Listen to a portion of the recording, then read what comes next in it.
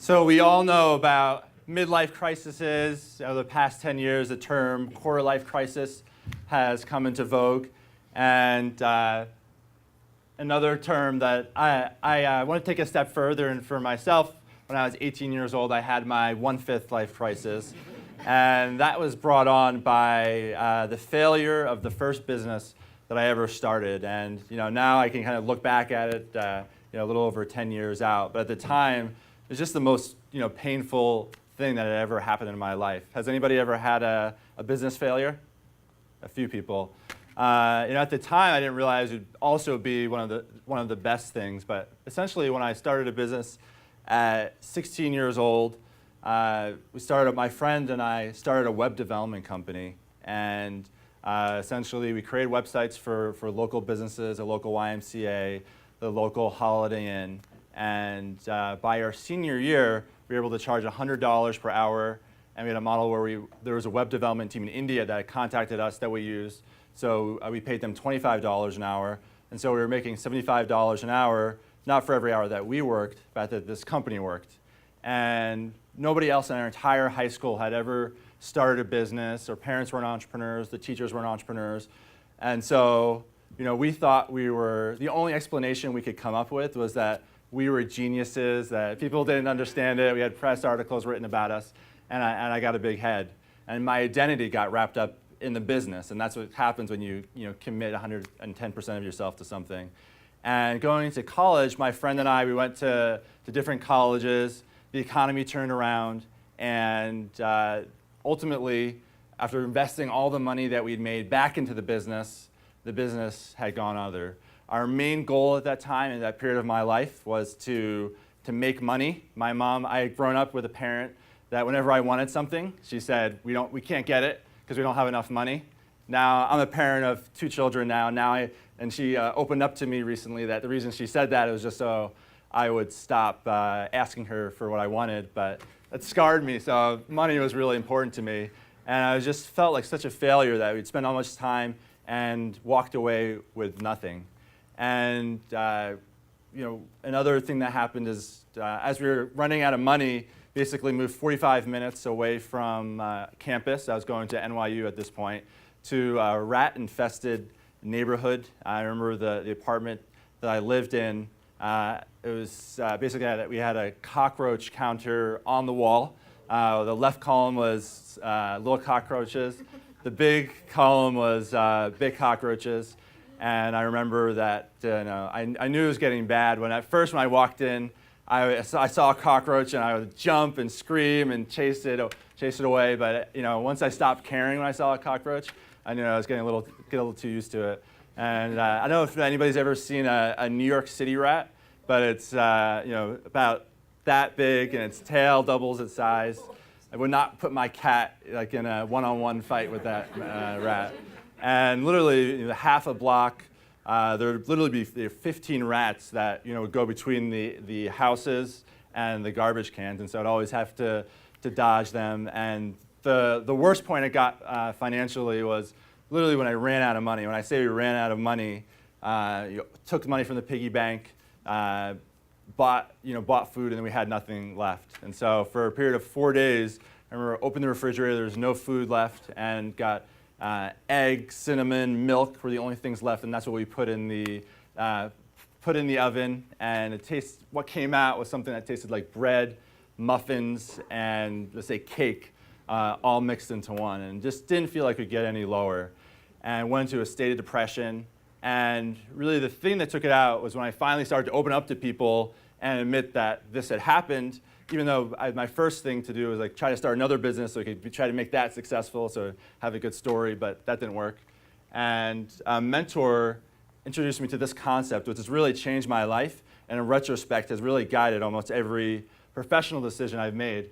And that when you see an iceberg is only 1/8 above water. So we always judge and we think, that's the iceberg, it's above water, but 7/8 of it is below water.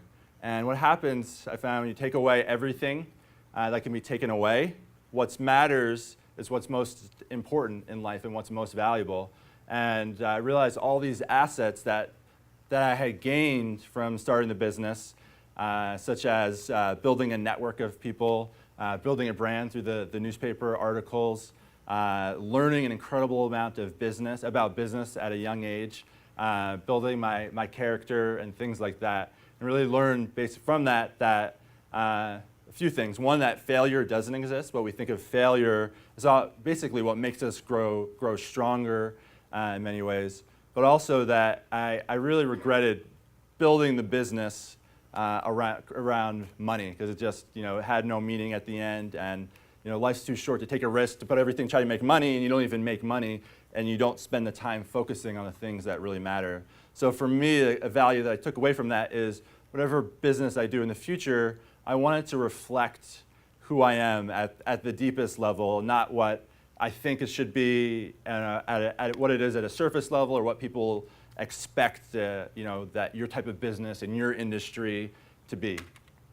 So there's all these different boxes in entrepreneurship, and many of you might see this list of you're a high growth company, you're a lifestyle company, traditional, freelancer, and we put ourselves in boxes. And some of these boxes are great, but these don't reflect who we are. Every single person is unique and different. And a lot of times what happens is we start a business and we become a slave to the business. We sacrifice, we work extremely hard, we sacrifice our health, we push away our friends, we hurt our family. So I think there's a really big opportunity to think about your business as really an extension of who you are and your goals, and think about what are the deepest things that are most important to you, and integrate those into your business. And so basically optimizing the business for you. I just wanted to share a few experiments that I've had in the past 10 years of trying to do that.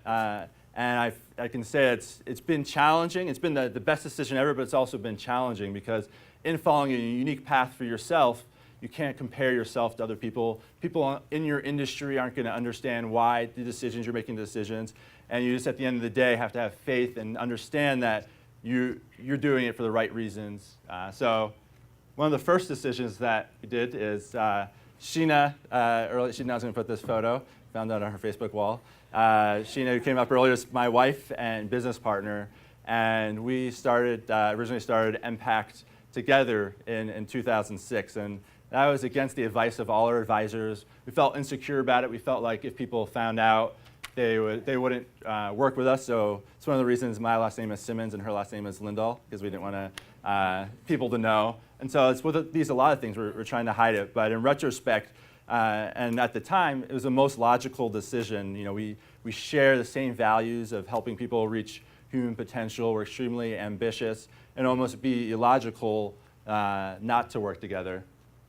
And then another part was, I think the idea of building social impact into your business and creating wealth at the same time. I think money is extremely important for a lot of reasons, so I did not want to have money. In college, I wrote a book called The Student Success Manifesto, and the reason I wrote that was I felt like it was the best way that I personally knew of at the time to make an impact in the world. I read a book, and that I was talking about the legacy you want to leave, and that was what I felt like start the path. Later on, we co-founded the tour in 2006. We've gone to over 500 college campuses, bringing young entrepreneurs to expose students to this mindset. And I felt like it was crazy in high school that there was no one in my entire high school who was exposed to this mindset, and it just felt wrong. Like it's just this amazing tool set, a gift that anybody could use, and no one was aware of it. So extremely passionate about exposing as many people as possible to entrepreneurship and the many faces of entrepreneurship, and that's the mission of Impact.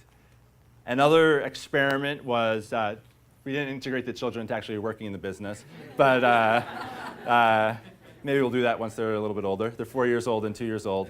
But we wanted to see many people from different generations sacrifice their children and be candid with me about how much they regretted that, in terms of they've spent so much time growing their business. And so we consciously made our company a virtual organization, and people in New York and Washington, D.C., and South Carolina, North Carolina.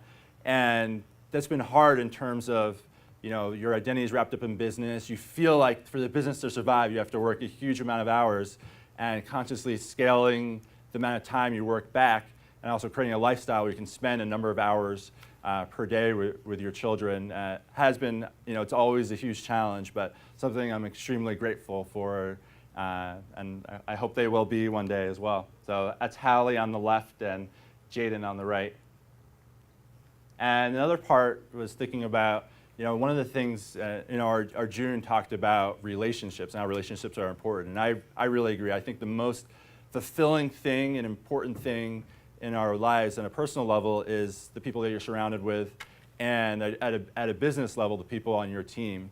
And I don't look at the relationships as separate. So if you're working with a customer, you spend your time around customers, and the customers, you don't like your customers, and you feel like they're pulling you down, or whoever, that's going to have a huge impact on you personally. And so Impact, we have an amazing team, and we've worked and had the opportunity to meet amazing entrepreneurs from across the country and build those relationships. And if the business didn't exist today, but those relationships alone existed, I would say it's been worth it, because it's built lifelong friendships, and it's made me who I am today. So I would say that one is just the concept of optimizing for you, but there's also huge challenges. So here are the few of the things I would say to watch out for. How am I doing on time? 4 minutes, okay, I have enough time. So, one of the things I've noticed for myself and then seen other entrepreneurs do is kind of this idea that, let's say it could be money, but replace it with whatever vanity metric in your industry. So in tech, let's say it's venture capital, or the amount of revenue you have instead of customers. You get this, it doesn't matter, this thing at the core level, but you say, but I want it anyway, just to experience it, know what it's like, and then you could spend 10 years of your life, 20 years of your life going for something that at some level is a vanity metric that you just get, and when I feel like you just get the respect of, okay, I got publicity in this right publication, I'm cool, but at a real level, you haven't been aware of who you are and focused on that. So, and I know I've personally been guilty, and it's always something in the back of my mind that I always have to stop myself from. And then, forget who talked about, I think Evan talked about the regrets of people when they die. And there's a study that came out of a nurse who studied people who were dying. I wish I hadn't worked so hard. I wish I had let myself be happier. I wish I had stayed in touch with my friends. I wish I had had the courage to express my feelings. I wish I had had the courage to live a life true to myself, not the life that others expected of me. And I think we really have the opportunity to erase all those regrets in our businesses. And the business doesn't have to be the cause of those regrets. And I love Tony's story, and the story of, he started Link Exchange, and part of the reason he left is when he went into work, he realized he didn't want to go to work. He built something that he didn't want to be a part of. And so my challenge to myself and to everyone in the room is to build a company for yourself that you want to be part of in the long term. And I'll leave a quote for you from the Dalai Lama. It's one of my favorite quotes. It says, "Man, because he sacrifices health in order to make money, then he sacrifices money to recuperate his health, and then he is so anxious about the future that he does not enjoy the present, the result being that he does not live in the present or the future. He lives it as if he is never going to die, and then dies having never really lived." So thank you for your time.